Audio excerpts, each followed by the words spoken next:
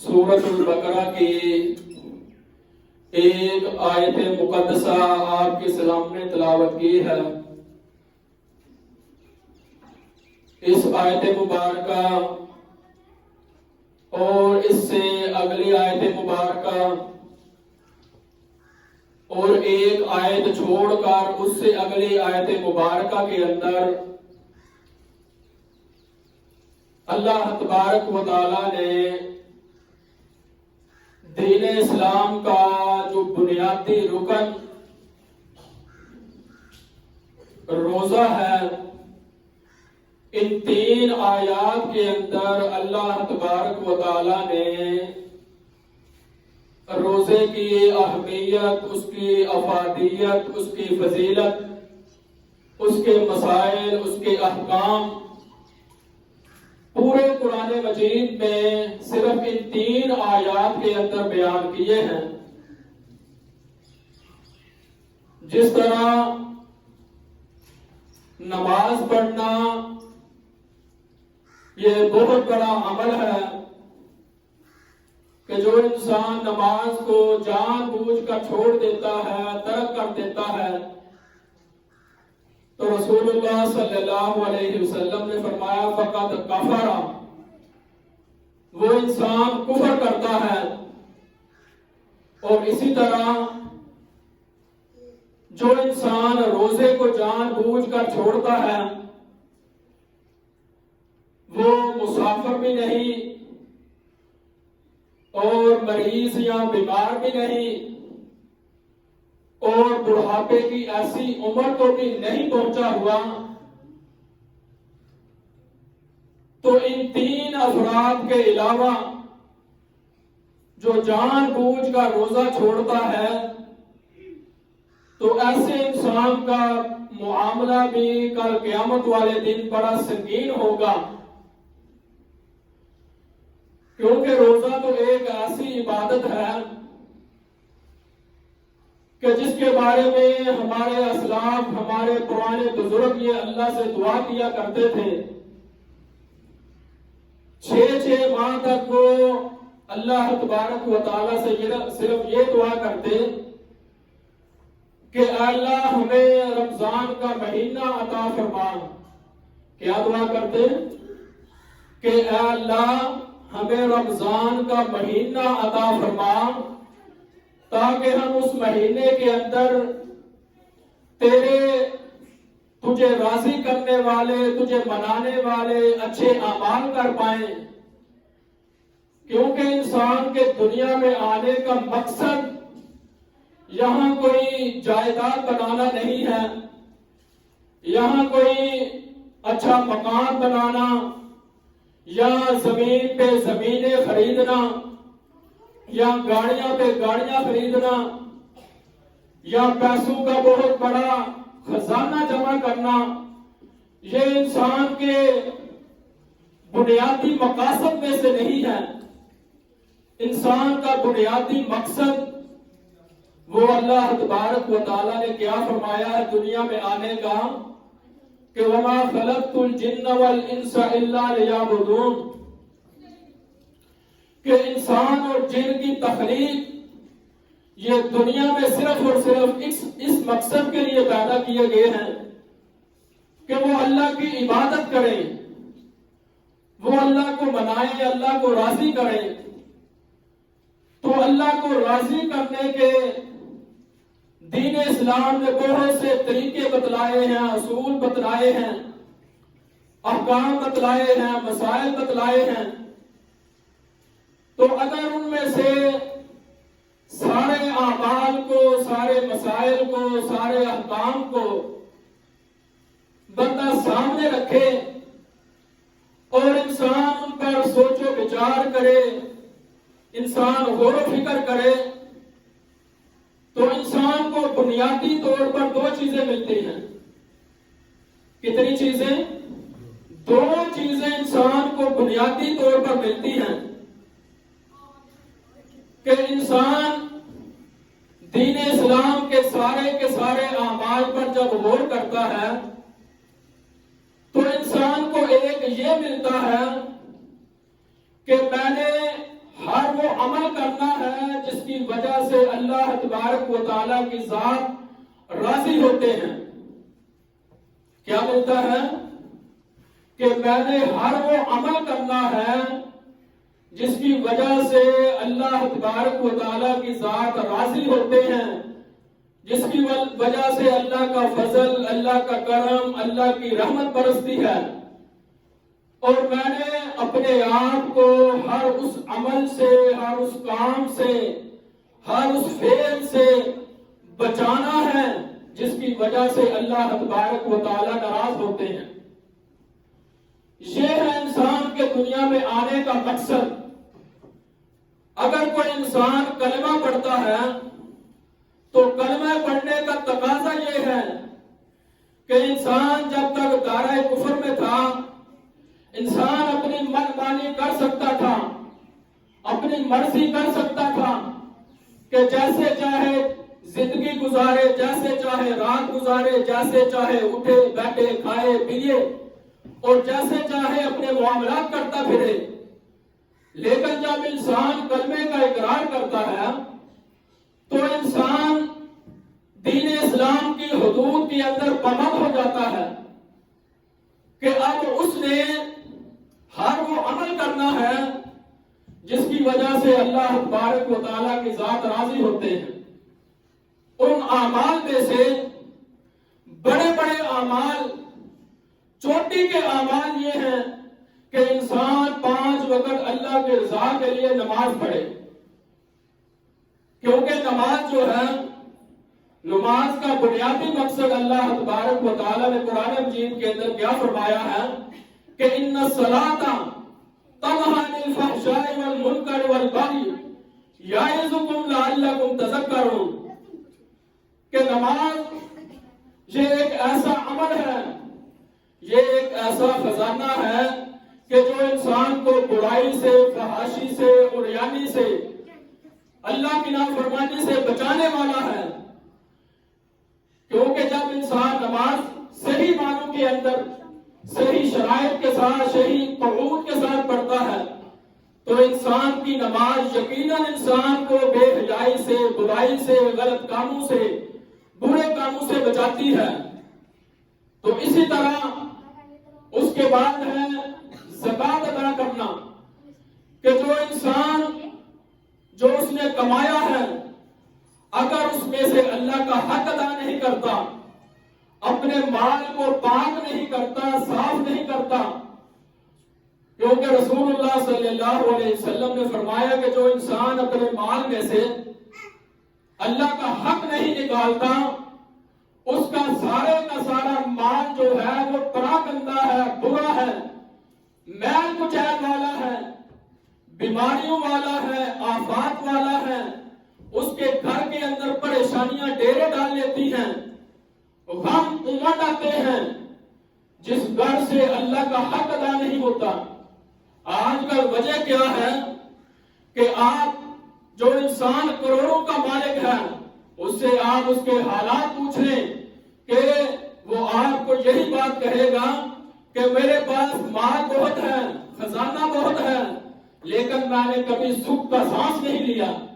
وجہ کیا ہے کہ اس نے اپنے مال کو جمع کیا ہے،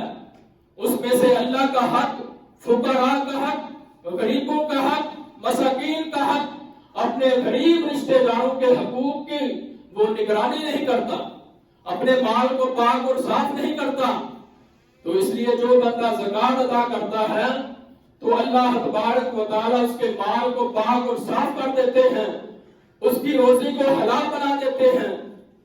اس لیے یہ تو قرآن مجید کے اندر بھی آتا ہے کہ اللہ تبارک و تعالیٰ نے عام بندوں کو، مومن بندوں کو، مسلمان بندوں کو مخاطب نہیں کیا، بلکہ فرمایا یا ایھا الرسل کلوا من الطیبات واعملوا صالحا۔ اللہ تبارک و تعالیٰ نے انبیاء کی جماعت کو، کن کو؟ انبیاء کی جماعت کو، رسولوں کی جماعت کو مخاطب کیا، جو اللہ تبارک و تعالیٰ کے ہاں سب سے پسندیدہ لوگ ہوتے ہیں، جو اللہ کے ہاں چنے ہوئے لوگ ہوتے ہیں، جو اللہ کے ہاں چوٹی کے برگزیدہ بندے ہوتے ہیں۔ ان کو اللہ تبارک و تعالیٰ نے مخاطب کرتے ہوئے کہا یا ایھا الرسل کلوا من الطیبات واعملوا صالحا، کہ اے انبیاء کی جماعت، اپنے کھان پین کو حلال بنانا، جو تم نے رزق کھانا ہے اس میں حلال کا ذرہ بھی نہ ہو، کیونکہ جس بات کے اندر، جس کھانے کے اندر، جس لقمے کے اندر حلال کا ایک ذرہ آ جاتا ہے، سارا کھانا حرام کا نہیں، صرف ایک ذرہ، تو حدیث میں آتا ہے کہ اللہ تبارک و تعالیٰ اس کی کوئی عبادت قبول نہیں فرماتے، چاہے وہ ساری رات مصلی کے اوپر کھڑا رہے، سورہ بقرہ ساری پڑھ دے، سورہ آل عمران ساری پڑھ دے، آدھا قرآن پڑھ دے، اللہ تبارک و تعالیٰ اس کو ایک نیکی بھی عطا نہیں کرتے۔ تو اس لیے نیک اعمال کو قبول کروانے کی بنیادی شرط یہ ہے کہ انسان جو لقمہ کھاتا ہے وہ حلال کا ہو، اور لقمہ حلال کا تب بنتا ہے جب انسان اپنے مال میں سے اللہ کا حق ادا کرتا ہے، زکات ادا کرتا ہے، صدقہ و خیرات کرتا ہے، اور اس کے بعد ہے روزہ رکھنا۔ روزہ جو ہے یہ بھی انسان کو برائی سے روکتا ہے، انسان کو اللہ تبارک و تعالیٰ کی عبادت پر لگاتا ہے۔ رسول اللہ صلی اللہ علیہ وسلم نے روزے کی سب سے بنیادی شرط کیا بیان کی تھی؟ آپ سنتے رہتے ہیں کہ رسول اللہ صلی اللہ علیہ وسلم نے فرمایا لیس للہ حاجۃ ان یدع طعامہ و شرابہ، کہ جو بندہ روزہ رکھ کر برے اعمال نہیں چھوڑتا، غلط بیانیاں نہیں چھوڑتا، دھوکہ دینا نہیں چھوڑتا، ایسے بندے کے بھوکا اور پیاسا رہنے کا اللہ تبارک و تعالیٰ کی ذات کو کوئی فائدہ نہیں، چاہے وہ ساری زندگی بھوکا رہے۔ تو اس لیے دین اسلام کے سارے اعمال کا نچوڑ کیا ہے کہ انسان اپنے آپ کو اللہ تبارک و تعالیٰ کی عبادت پر لگائے اور اپنے آپ کو برے کاموں سے روکے۔ کیا کرے؟ انسان اپنے آپ کو اللہ کی فرما برداری والے کاموں پر لگانے کی کوشش کرے اور اللہ تبارک و تعالیٰ کی نافرمانی والے کاموں سے اپنے آپ کو روکے۔ ان میں سے بے شمار اعمال ہیں، لیکن یہ ایام ایسے ہیں کہ آگے ایک ایسا مہینہ شروع ہونے والا ہے کہ صحابہ اکرام بتلایا کرتے تھے کہ رسول اللہ صلی اللہ علیہ وسلم رمضان شروع ہونے سے پہلے ہمیں اس بات کا پابند بنایا کرتے تھے کہ ہم اس بات کا عہد کریں کہ جو ہی رمضان کا مہینہ شروع ہو ہمارے نیکی کے اعمال کے اندر اضافہ ہو جائے، یہ نہ ہو کہ ہماری پیشانیوں کے اوپر شکن پڑے، ہم اپنے دلوں کے اندر گھٹن محسوس کریں کہ یہ رمضان کا مہینہ آ گیا ہے، ہم کیسے کھائیں گے، کیسے پیئیں گے، یا ہم نے ساری زندگی روزہ رکھا نہیں، لوگوں کے سامنے کیسے کھائیں گے۔ تو اس لیے صحابہ کیا کہتے ہیں کہ رسول اللہ صلی اللہ علیہ وسلم ہمیں رمضان سے پہلے ایک خطبہ دیا کرتے تھے اور اس میں کہتے ان ھذا شہر مبارک، کہ اے میرے صحابہ تمہارے پاس ایک ایسا مہینہ طلوع ہونے والا ہے، ایک ایسے مہینے کی آمد ہونے والی ہے جو بڑا بابرکت مہینہ ہے۔ رسول اللہ صلی اللہ علیہ وسلم نے فرمایا من ادرکا خیرہ، جو بندہ اس مہینے کی خیر سے محروم ہوا فقد حرم الخیر کلہ، کہا کہ وہ ساری کی ساری خیر سے محروم ہو گیا، جس سے معلوم کیا ہوتا ہے کہ انسان نیکی کا جو بھی عمل کرتا ہے اس کے اندر خیر ہے۔ کیا ہے؟ نیکی کے اندر خیر ہے اور برائی کے اندر شر ہے، برائی کے اندر نقصان ہے، برائی کے اندر گھاٹا ہے، برائی کے اندر عیب ہے۔ تو اس لیے انسان کو اپنے آپ کو پاک اور صاف کرنا چاہیے۔ رسول اللہ صلی اللہ علیہ وسلم رمضان کی آمد سے پہلے، کیونکہ اللہ تبارک و تعالی ہواؤں، فضاؤں اور موسموں کے اندر ایسا تغیر و تبدل کرتے ہیں رمضان کی آمد سے پہلے کہ اگر انسان رسول اللہ صلی اللہ علیہ وسلم کی تعلیمات پر غور کرے تو انسان کو معلوم ہوگا اصل کے اندر ہمیں رسول اللہ صلی اللہ علیہ وسلم کی تعلیمات کا علم نہیں، روزے کی پہچان نہیں، نماز کے مسائل کا پتہ نہیں، قرآن کی صحیح تفسیر کا صحیح معانی کا پتہ نہیں، اس لیے ہم عبادات کرتے ہیں اور عبادات کی وجہ سے وہ جو نیک لوگوں کو، پرانے بزرگوں کو، صحابہ کرام کو جو عبادت کے اندر لطف آتا تھا، جو صحابہ کو مزہ آتا تھا، جو صحابہ اللہ کی عبادت کے اندر شیرینی محسوس کرتے تھے، وہ ہم محسوس نہیں کر پاتے۔ اس کی بنیادی وجہ یہ ہے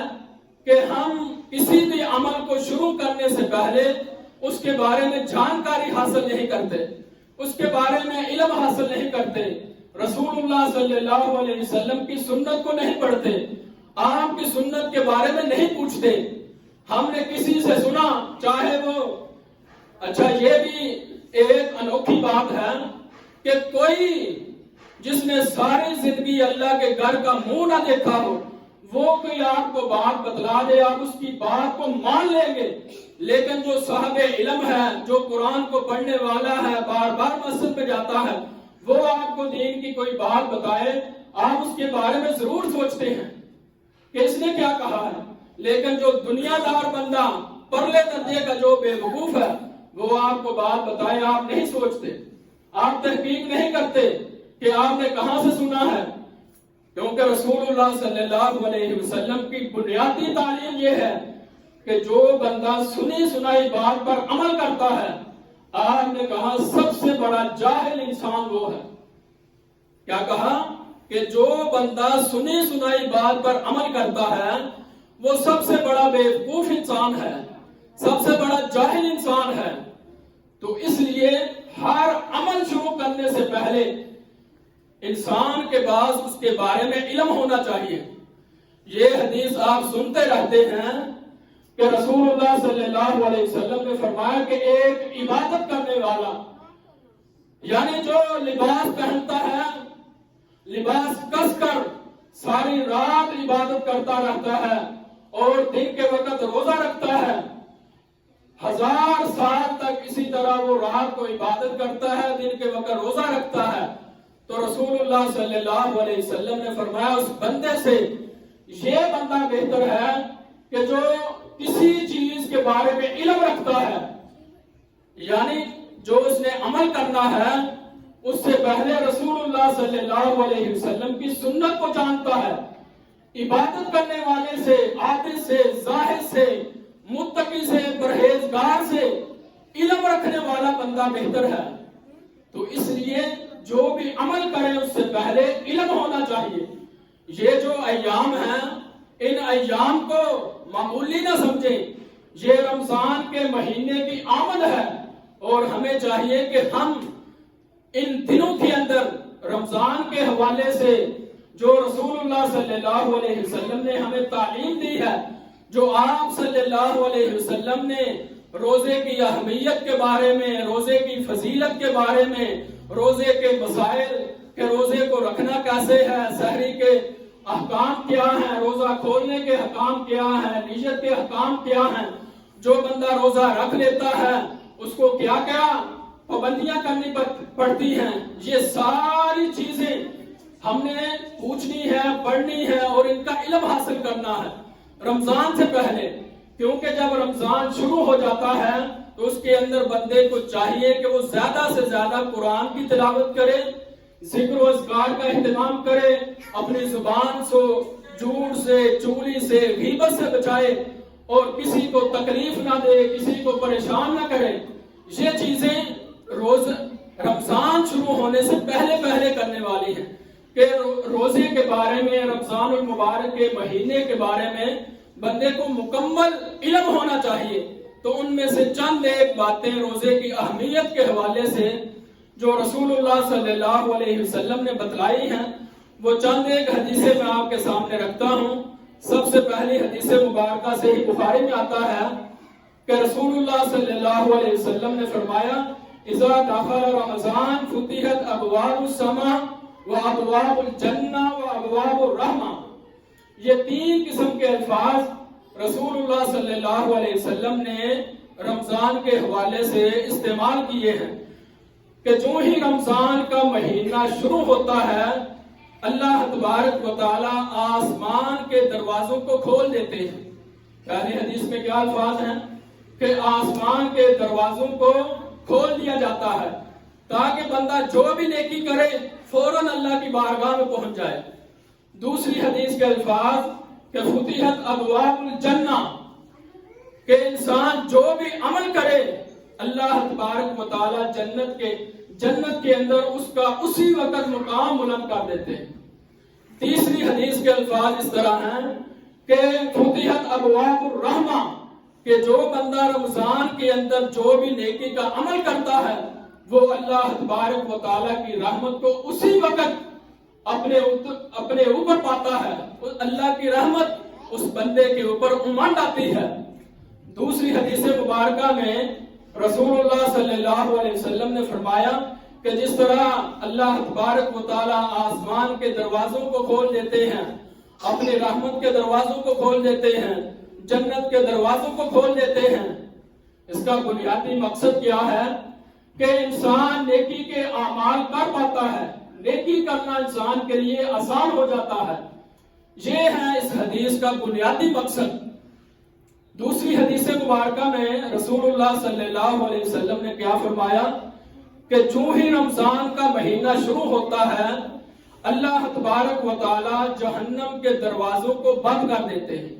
کیا فرمایا وَغُلِّقَتْ أَبْوَابُ جَهَنَّمَ کہ اللہ جہنم کے دروازوں کو بند کر دیتے ہیں. وَسُلْسِلَةِ الشَّيَاطِينِ اور اللہ تبارک و تعالی شیاطین کو جکڑ دیتے ہیں. ایک حدیث میں یہ بھی آتا ہے وَمَرَدَةُ الْجِنِّ اور اللہ تبارک و تعالی سرکش جنوں کو بھی جکڑ دیتے ہیں. ایک طرف اللہ کی رحمت کا یہ معیار کہ آسمان کے دروازے کھل جاتے ہیں اللہ کی رحمت کے دروازے کھل جاتے ہیں جنت کے دروازے کھل جاتے ہیں کیونکہ انسان کے لیے نیکی کرنا آسان ہو. اور دوسری طرف اللہ تبارک و تعالی انسان کے لیے کیا بندوبست فرماتے ہیں کہ جہنم کے سارے دروازے بند کر دیے جاتے ہیں اور اسی طرح شیاطین کو جکڑ دیا جاتا ہے اور جنوں کو بھی جکڑ دیا جاتا ہے تاکہ انسان یہ بہانہ نہ بنا سکے کہ مجھے شیطان نے بہکا دیا میں شیطان کے بہکاوے میں آ گیا میں روزہ نہ رکھ سکا نیکی کا عمل نہ کر سکا. تو اس لیے اللہ تبارک و تعالی نے انسان کے لیے کیسا اعلیٰ بندوبست کیا ہے کہ رحمت کے دروازے کھول دیے آسمانوں کے دروازے کھول دیے جنت کے دروازے کھول دیے اور سرکش جنوں کو باندھ دیا شیطانوں کو جکڑ دیا جہنم کے دروازوں کو بند کر دیا کہ انسان رمضان کے اندر صرف اور صرف نیکیاں کرے. کیا کرے کہ انسان رمضان کے اندر صرف اور صرف نیکیاں کرے. اب ہمارا مقدر ہے ہماری قسمت ہے کہ ہم کیا کرتے ہیں. اللہ تبارک و تعالیٰ نے یہ اعلیٰ بندوبست صرف ہمارے لیے کیا ہے اور اوپر سے ہر روز رمضان کے مہینے میں ایک صدا ہوتی ہے ایک اللہ کا نورانی فرشتہ یہ اعلان کرتا ہے کہ یا باغی الخیر اکثر کہ اے اللہ تبارک و تعالیٰ کے فرما بردار بندے اے اللہ کو منانے والے بندے اللہ کی رحمتوں والا مہینہ شروع ہو چکا ہے اللہ کی رحمتوں والا مہینہ آنے والا ہے اس کے اندر زیادہ سے زیادہ نیکیاں کرنا. کیا کرنا اس کے اندر زیادہ سے زیادہ نیکیاں کرنا. اور دوسری طرف وہی فرشتہ یہ اعلان کرتا ہے کہ یا باغی الشر اکثر کہ اے اللہ کی نافرمانی کرنے والے بندے اللہ کی حدود کو پامال کرنے والے اے باغی بندے اے سرکش بندے اے سارا سال اللہ کو بھلا دینے والے بندے رمضان کا مہینہ آنے والا ہے اس کے اندر اپنے آپ کو روک لینا. شیاطین جکڑے ہیں جن جکڑے ہیں جو تمہیں سارا سال برائی پہ ابھارتے تھے بدی بدکاری پہ ابھارتے تھے رمضان کے مہینے میں شرم کرنا کھلے عام کھانا پینا نہ اگرچہ تم نے روزہ نہیں رکھا لیکن پھر بھی رمضان کے مہینے کا تقدس ہے۔ پہلے زمانے میں جن گھروں کے اندر روزہ نہیں رکھا جاتا تھا ان کے گھروں سے سارا دن آگ جلانے کے لیے دھواں نظر نہیں آتا تھا، لیکن آج کل جو ہم پڑھے لکھے،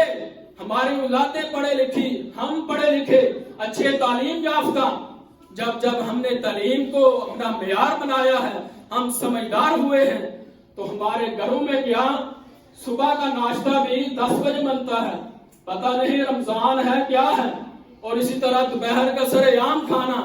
اور اسی طرح شام کے وقت بھی۔ لیکن پہلے زمانوں میں آج سے 20 سال پہلے یا 10 سال پہلے، 15 سال پہلے جن گھروں کے اندر روزہ نہیں رکھا جاتا تھا وہ بھی سارا دن آگ نہیں جلاتے تھے، ان کے گھروں سے دھواں نظر نہیں آتا تھا۔ آج کل تو گیس کا اعلیٰ انتظام ہے، دھواں نظر ہی نہیں آتا، لیکن پھر بھی خوشبو چلی جاتی ہے۔ تو اس لیے روزے کا ایک تقدس ہے، جس نے روزہ کسی عذر کی وجہ سے، بیماری کی وجہ سے نہیں بھی رکھنا، وہ بھی روزے دار کے سامنے کھائے پیے نہ۔ یہ بھی رسول اللہ صلی اللہ علیہ وسلم کی تعلیمات میں سے ہے، کیونکہ روزے کا تقدس ہے۔ اللہ نے جو بھی دین اسلام کی ارکان بتلائے ہیں یا دین اسلام کے مسائل ہیں، ان کا ایک مقام ہے، ان کا ایک احترام ہے، ان کا ایک تقدس ہے۔ تو انسان سرعام ایک تو اس نے روزہ نہیں رکھا، اور دوسرا علل اعلان وہ ایسا برا کام کرتا ہے، گری ہوئی حرکت کرتا ہے کہ سرعام کھاتا پیتا ہے۔ ایسی حرکات سے بھی اپنے آپ کو بچانا چاہیے۔ تو ہمیں اللہ تبارک و تعالیٰ سے یہی دعا کرنی چاہیے کہ اللہ تبارک و تعالیٰ ہمیں صحیح معنوں کے اندر رمضان المبارک کے مہینے کی برکات کو سمیٹنے کی توفیق عطا فرمائے، اور اللہ تبارک و تعالیٰ ہمیں رمضان کی تیاری کرنے کی توفیق عطا فرمائے، اور اللہ تبارک و تعالیٰ ہمیں رمضان کے روزے رکھنے کی اور رمضان کے اندر صحیح معنوں کے اندر قرآن کی تلاوت، ذکر و اذکار، اپنی زبان کو اللہ کے ذکر میں تر رکھنے کی توفیق عطا فرمائے، اور اپنی زبان کو اللہ تبارک و تعالیٰ جھوٹ سے، غیبت سے، غلط بیانی سے، اور اللہ تبارک و تعالیٰ دغا سے بچائے۔ ھذا ما عندی واللہ اعلم، ان اريد الا الاصلاح ما استطعت وما توفیقی الا باللہ علیہ توکلت والیہ انیب۔